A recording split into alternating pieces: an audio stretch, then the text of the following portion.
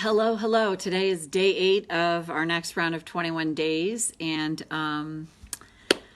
let's talk about this. So, feeling unwanted, left out, ignored. I think every single one of us can relate to this at some point. And I do believe the origin goes back to childhood. And you can always go back to whatever memories there were of when you felt left out as a child, or unimportant, or ignored. And there was a gal, Sharon Eggert.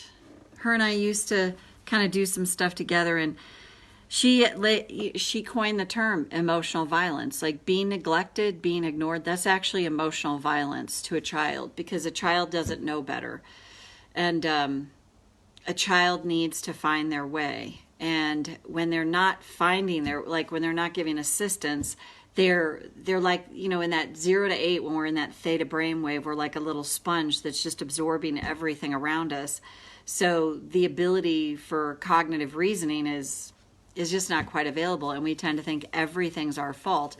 And if you listen to Gabor Mate, he often talks about early childhood trauma and how lasting that is. And and to me, it just gets embedded in the nervous system, and that's those patterns that repeat themselves. I've really, truly come to believe now, though, the patterns that repeat themselves in our lives are not at all like, oh, the law of attraction, I keep attracting this. I'm not, like I said, my chakras aren't aligned just right, and I'm not standing on one foot and spinning a plate in the other, and I'm not prostrating myself in front of a punitive, punishing God, that if I don't do it just right, I'm not going to get what I want. I was raised that way, to believe all that BS, and it's taken me a while to unhook from that.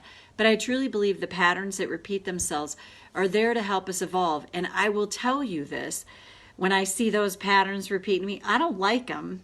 I wish they could be different. Sometimes I throw my hands up in the air and I'm like, oh, this sucks. And why me? Can I just get a break?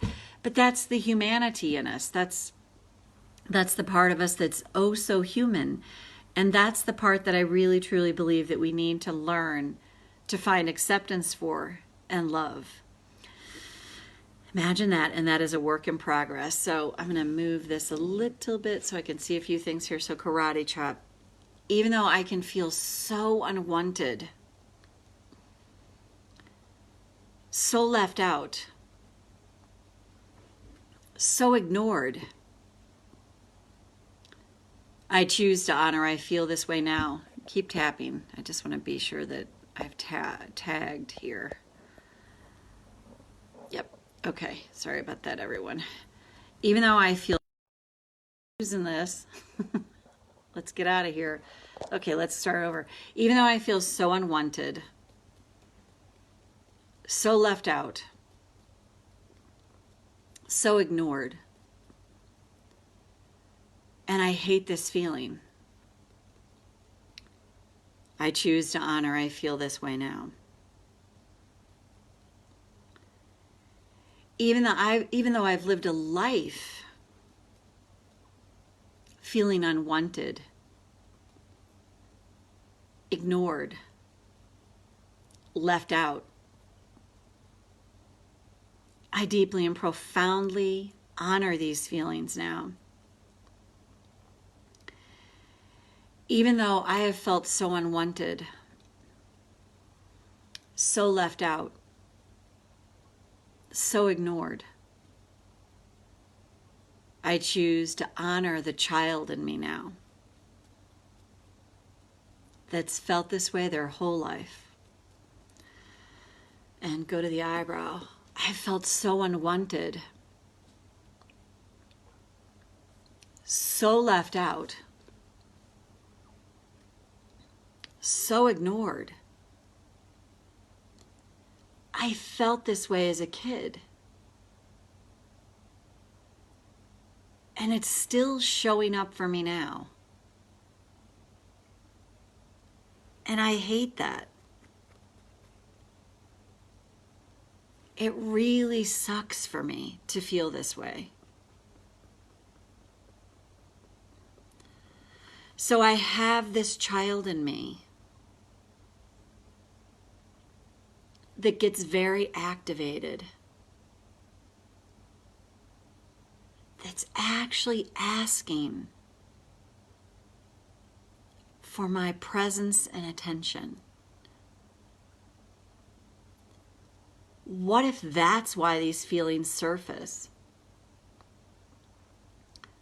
Not because I'm attracting it, not because I'm doing anything wrong, but that child within me is seeking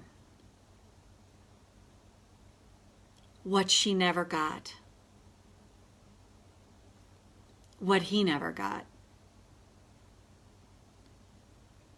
Comfort and presence. And what if this is an opportunity for me to be more present with this part of me? Give this wounded child what they never got. Attention. And eventually even love.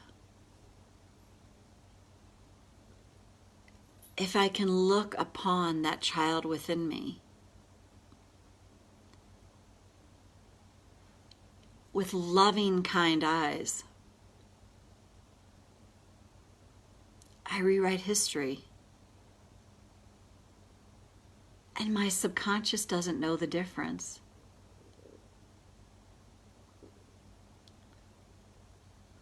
So I reparent this child in me that felt so unwanted, so left out, so ignored. And what if from this place, I'm healing from the inside out?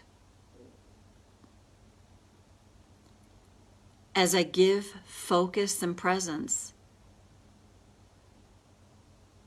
whenever these feelings surface,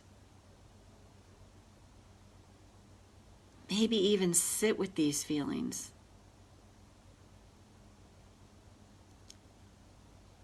What if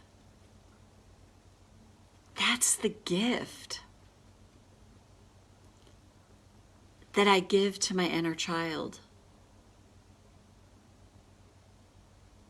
And what if that changes so much for me?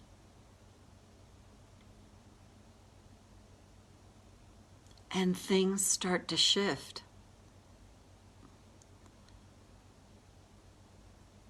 Because as I give presence to this child in me, I begin to fill up the hole. And as this hole fills up from the inside out, I notice I don't feel so unwanted. I don't feel so left out. I don't feel so ignored. Because I've learned how to give to myself that wounded child within me what they never got. And what if that changes everything? A little bit each and every day. I kind of like that idea a lot. So take a breath. So for me, that's why, I've shown these pictures before, but this is a picture of me as an infant, right before my parents had their car accident, where my family, my mom was in recovery for over a year. I was actually talking to my one sister about this the other day, and she's 3 years older than me, so she remembers. I was an infant. I don't remember anything. I wasn't in the car, thank God, or I wouldn't be here. I guess I was still meant to be here. But my sister was telling me, and I got so emotional hearing the story. She said, yeah, I remember being in the emergency room, and Dad was laying on a gurney, and he's trying to comfort me. And she said, and I remember being in the police car with 2 policemen, and I'm hysterical. And they brought me into Dad so that Dad could calm me down. And I feel it now. Dad kept saying, it's going to be okay, Susie. Everything's going to be okay. It's going to be okay. And I think about that, what my father must have been gone through in that moment, because my parents were hit head on by a drunk driver. And my mom went through the windshield, and my dad ended up out on the highway. And he was conscious, my mom wasn't. And my mom had to have plastic surgery because her face was smashed in. And you talk about a traumatic event. And my sister, and I thought in all of that, my dad is in that moment conscious enough to try and comfort my sister, who's hysterical. And she doesn't remember being with my other 2 sisters. They were someplace else. But yes, Susie was just hysterical. And I think about that. I wasn't around any of that, but definitely that energy comes to you. And knowing, they're here and then they're gone. And, before you had words, when kids don't have that. So that stuff is in us. And I think when I take that picture and I look at that 6-month-old self and I go, oh my God, like shortly after that, your family, poof, was gone for a while. And